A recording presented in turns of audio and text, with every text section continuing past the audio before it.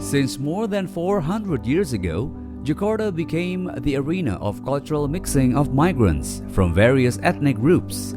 Ethnic migrants that first settled in this city are the Malay, Java, Bali, Bugis, and Sunda, while foreigners that staying in the city are Portugal, Chinese, Dutch, Arabic, India, English, and Germany. Cultural elements of these ethnic groups assimilated and bringing up a new culture that can be seen from language, from arts, beliefs, fashion, until the creation of culinary recipes. Then, in 1918, a politician of the Dutch East Indies era named Muhammad Husni Tamrin found a group that we know today as Betawis. Up to this time, Betawi is not just a tribe, but to be the identity of the city of Jakarta with its specific culture because it has long and historical value that valuable for civilization in Indonesia.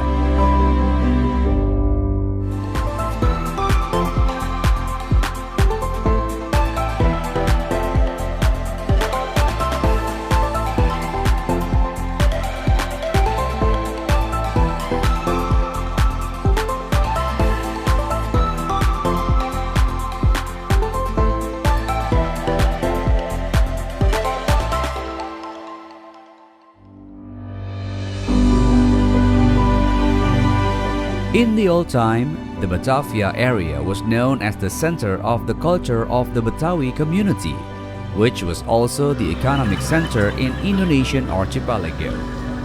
After Indonesia's independence in 1945, Jakarta has been established as the country's capital. Cross-tribal mixing is even more, and massive migration has happened in Jakarta city. But one thing for sure, the Betawi community continues to struggle to keep their culture sustainable and not erased by the time. They are still continue what their ancestors have been fighting for. Because, however, the Betawis live and grow, bring various kinds of culture and arts. Until now, they have to still be able to maintain the original culture, even though Jakarta is growing up as a metropolitan city. The very culture of Betawinis people was actually back then, since the identity of the Batavia itself, or the city as we know as Jakarta, back during the spice trade and during the colonialism, that Batavia was actually one of the most important port city actually in Southeast Asia and all of Asia, because back then the Dutch East India Company and the Kingdom of the Netherlands positioned the East India or Indonesia as we know today as the hub of the spice trade by the corporations of VOC.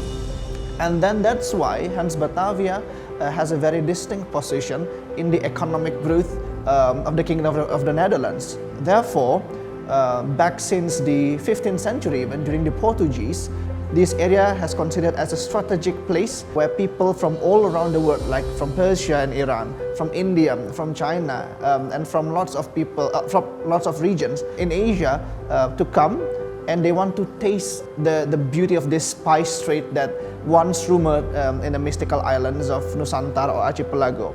And that's hundreds of years of acculturations and the midst of lots of cultures in this region has impacted how the society actually evolves during time to time. You know that with cultures emerge, with culture meet one and another, you gave birth to new kinds of culture. And this kind of culture is what we know today as the very cultures of Betawi. And some people say that the word Betawi comes from the word Batavia, that changed the dialect from time to time, from the Western dialect to the local dialect. And some people also say that Betawi has its origin from the Malay, the word of Melayu. But nevertheless, the origin of the word of Betawi, we cannot deny the beauty of the culture that we have in the city. What distinctive from the culture of Betawi, and its people actually, is the way they dress, the way they speak, and the cuisine and the food that presented on the table. Because what the unique thing from Betawi culture, and especially the food, is it comes from different kinds of cultures that you can find, and you can look in every kinds of cultural aspect of the Betawinese people. It shows how the Betawinese tribe is actually a vibrant tribe, an ethnicity that's different from any kinds of ethnicity that we have in Indonesia. That's why Muhammad Husni Tamrin, one of the most important person in the Betawi society, considered as the I would say the founding fathers, the one who really pushed through the beauty of the Betawinese culture to the national acknowledgement. In brief outline, the residential areas of Betawi are divided into three. Among otherwise coastal or beach areas, central regions are called Betawi City, and surrounding areas. The life of citizens of Betawi City is affected by culture of migrants because movement and trade is frequently centralized in the center of the city. Then, the city center always be a place of high economic wheel turn and allows for cultural mixing. This thing also affects on the taste of the Betawi city community that use materials from a result of culture acculturation. Even from an existing cuisine, a recipe can be developed and become different, to forming its own taste, authentic and much favorite. From the many types of Betawinese cuisine that we know today, like gado, asinan, nasi ulam, roti buaya, influenced by the Portuguese, and so many kinds of vibrant food, there is one distinctive dish that people in Jakarta knows really well when it comes to Betawinese food, and that is the Soto Betawi. But what makes it unique from Soto Betawi is that the components that has in this bowl of brothy and humble soto that really different from any kinds of soto from around Indonesia. Yes, we know that soto is influenced by the Chinese people, that they have chauto. Chauto is a dish that's like a soupy dish that inside you can find lots of offals, lots of parts of meat and beef that they put as a comforting meal. But the beauty of Indonesian people and the Betawinese people is that they are able to actually create their own version of chauto, and that's why you can find lots and lots of variation of soto or originated as chauto in all regions of Indonesia.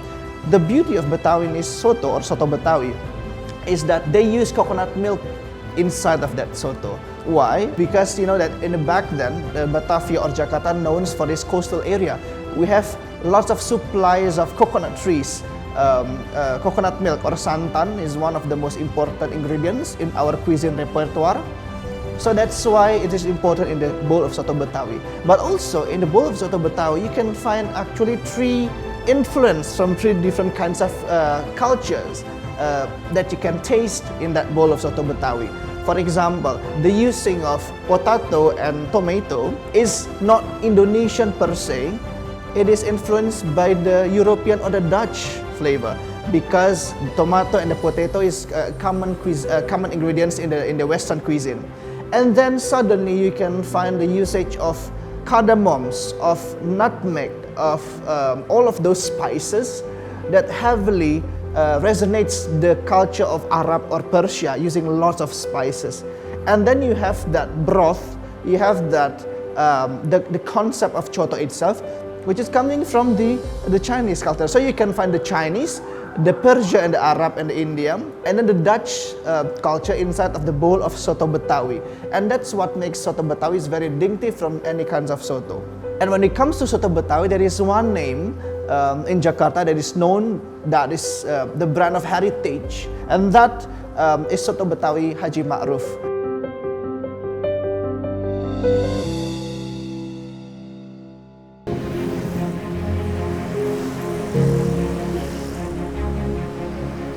The results of acculturating the culture are many found in Indonesia's culinary treasures.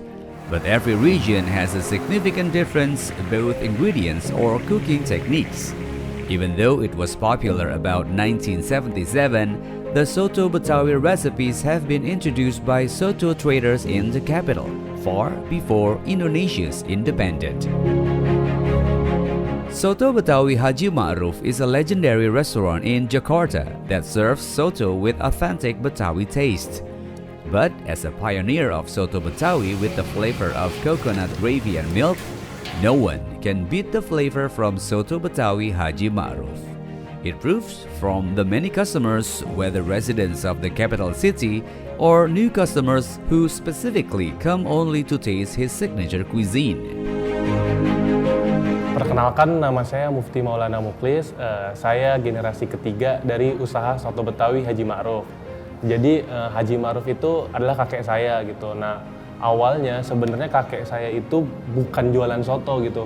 Di tahun 40-an itu sebenarnya pas dia memulai usaha soto itu, soto ini bukan usaha untuk keluarga lah gitu, lebih kayak sampingan sebenarnya. Jadi kakek itu orang tua saya cerita, kakek itu dulu usaha serabutan. Dia sempat jadi kuli bangunan, sempat jadi supir. Jadi pas zaman penjajahan ya apa aja dikerjain lah sama dia gitu. Nah, kalau lagi nggak ada jadi kuli atau nggak ada jadi supir, pasti dia ya jualan mau nggak mau gitu. Nah, jualannya itu kakek dipikul keliling-keliling di daerah Cikini dan sekitarnya. Jadi awalnya tuh di daerah Cikini gitu.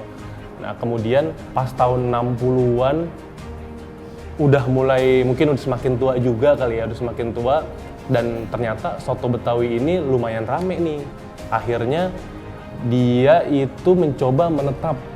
Jadi awalnya tahun 40-an itu keliling-keliling ya kan, sambil serabutan, kalau nggak ada jadi kuliah dia ngerjain soto. Nah, pas tahun 60 akhirnya dia baru menetap di kaki lima. Nah, kaki limanya itu pindah-pindah juga dari Pasar Kembang, terus nanti di depan kelurahan. Nah, namanya kaki lima kan, diusir sana, diusir sini, diusir sana gitu. Nah, kemudian tahun 80 kita menetap di Taman Ismail Marzuki. Nah, tapi sekarang lagi direvitalisasi gitu.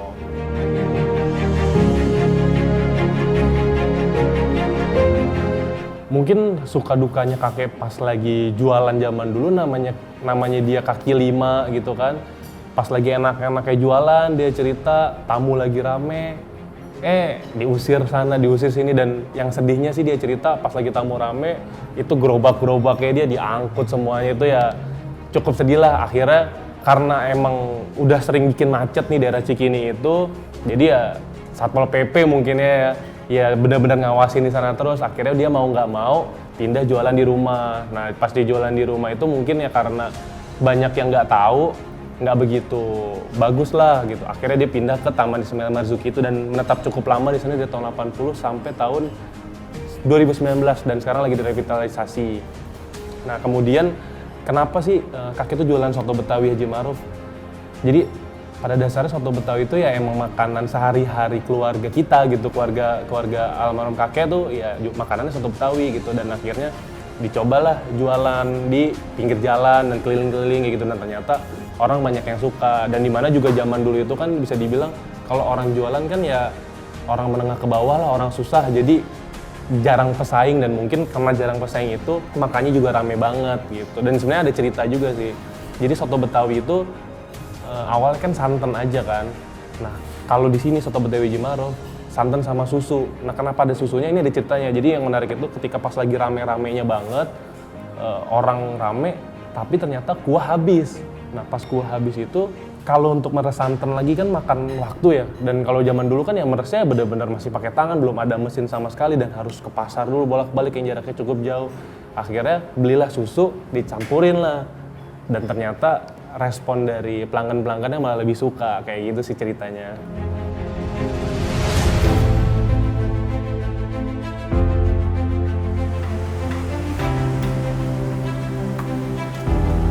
Haji Ma'ruf bin Said beginningly was a former worker. He was sometimes being a driver or construction worker, and when there was no work at all, he began starting a cuisine business. The Soto Betawi Haji Ma'ruf started about the 1940s by selling it using a carrier cart going around Cikini to Flower Market in central Jakarta. As time passed by, Haji Ma'ruf finally had many customers until he can open a stall on the roadside in the 60s. This Soto stall is moving several times, and finally, around 1970s, Haji Ma'ruf has the first permanent food stall, to be precise, around Ismail Marzuki Park. Here, quite a lot of important figures of the country like officials and top celebrities come to enjoy this soto Betawi. Paling buruk selama jualan ya di pandemi ini gitu. Kalau misalkan zaman dulu permasalahannya orang nggak tahu, gimana caranya kita ngasih tahu kan. Tapi kalau sekarang nggak boleh makan di tempat, apalagi juga orang-orang ketakutan lah. Ya kita benar-benar hanya bisa konsisten, sabar, yang memanfaatkan teknologi. Paling kita melakukan penjualan online dan alhamdulillah sih berkat konsisten dan sabarnya ini bisa bertahan sampai sekarang.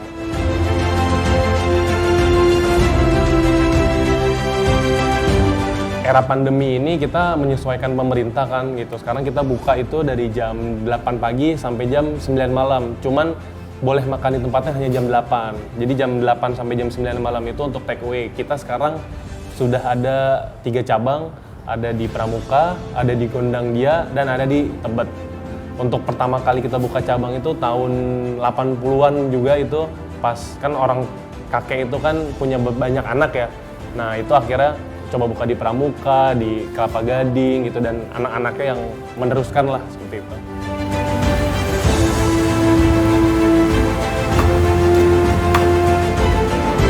Bedanya soto Betawi Haji Ma'ruf dengan yang lain, yang pasti kalau misalkan kalian mau nyari makanan soto Betawi yang paling enak itu relatif gitu. Kita bisa bilang soto A lebih enak, soto B lebih enak. Cuman kalau mau makan yang otentik, yang dari zaman dulu tahun 40-an, ya di soto Betawi Haji Ma'ruf ini. Jadi bisa dibilang ini benar-benar otentik lah. Bumbu-bumbunya alami dari dulu sampai sekarang kita nggak pernah berubah. Jadi kalau misalkan pengen tahu cita rasa zaman dulu, datangnya ke soto Betawi Haji Ma'ruf. Nah, di sini juga bumbu-bumbu kita itu rempah-rempah alami semua, ada lengkuas, salam, serai jahe, dan lain-lainnya. Dan yang pasti kita nggak menggunakan MSG. Untuk resep, kita benar-benar menjaga banget, bisa dibilang kita melestarikan budaya Betawi melalui makanan. Jadi resep dari zaman dulu almarhum kakek sampai sekarang nggak pernah berubah. Jadi kalau misalnya orang bilang bisnis itu adalah inovasi, beda sama soto Ma'ruf.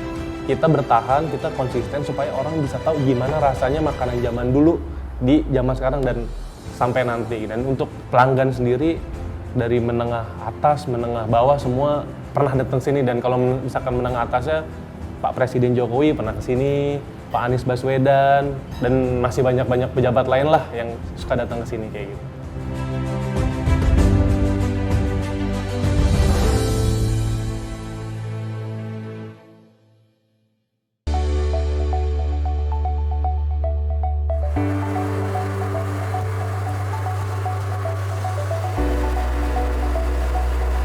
Soto Betawi Haji Ma'ruf has basic taste compared to other Betawi soto.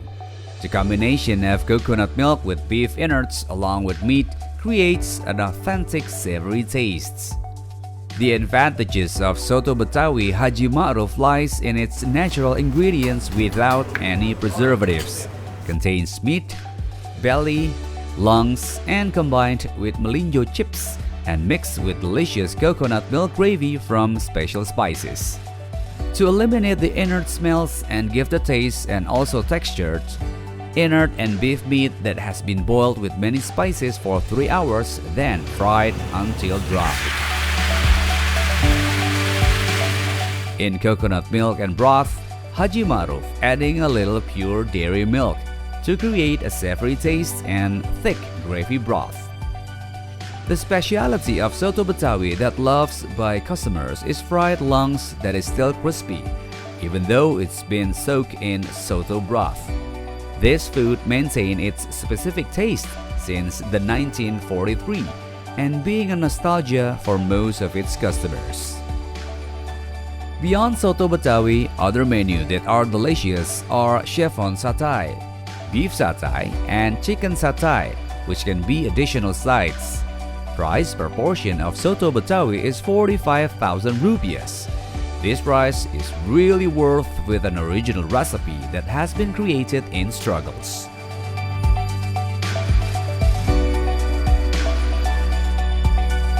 In spite of the position of Jakarta as a metropolitan city and perhaps one of the most important economic capital in Southeast Asia, the food of Betawi still survive and still strive and still enjoyable by the people of Jakarta itself.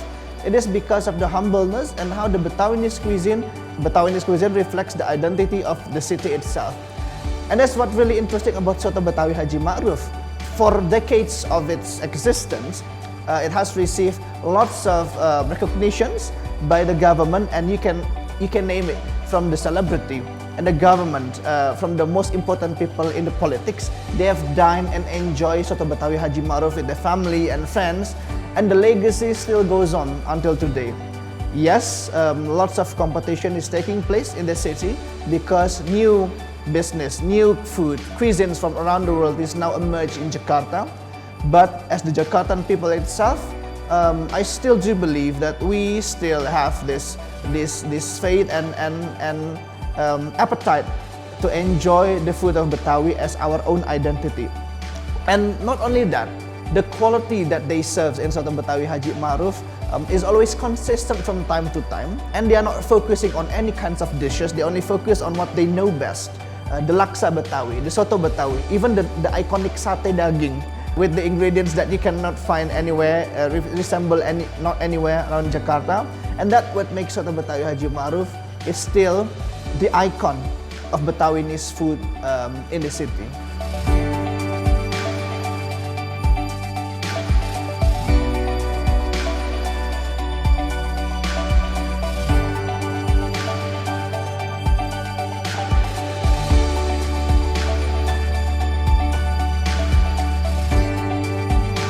Nama saya Irfan, ya pekerjaan saya sebagai dosen.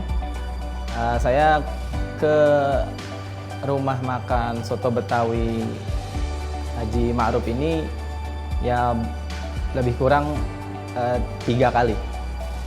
Ya, jadi berawal saya nganter istri saya ya periksa kandungan. Dan biasanya memang kalau periksa kandungan ini kan siang, ya berbarengan dengan makan siang. Nah kebetulan saya lewat, saya melihat ada rumah makan Soto Betawi dan kebetulan memang saya penggemar lah Soto Betawi. Saya coba mampir, nah sekali saya mampir sini, nah dan berikutnya 2 kali saya periksa lagi, mampir lagi karena rasanya yang membuat saya pengen balik lagi gitu. Ya memiliki rasa yang khas lah, paling tidak soto Betawinya. Yang saya paling senang adalah soto Betawinya. Ya jadi rasanya daging-dagingnya yang lumayan empuk gitu. Nah itu yang membuat saya kembali lagi untuk makan siang. Biasanya pada saat nganter istri saya periksa. Jadi 3 kali saya mengantar, 3 kali saya makan siang di sini.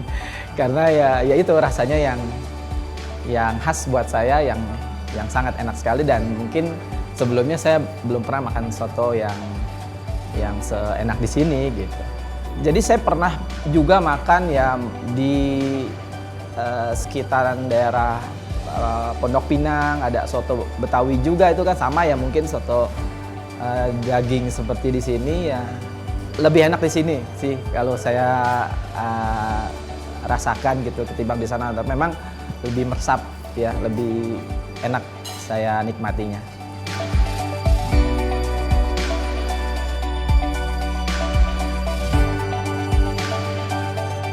The struggle of a great visionary. It will feel real if supported by self-conscious successors. All of the Haji Ma'ruf family are a portrait of the spirit from generation to generations who understands the original legacy means. Now, the name Haji Ma'ruf echoes as a culinary icon of Betawi which cannot be forgotten just like that.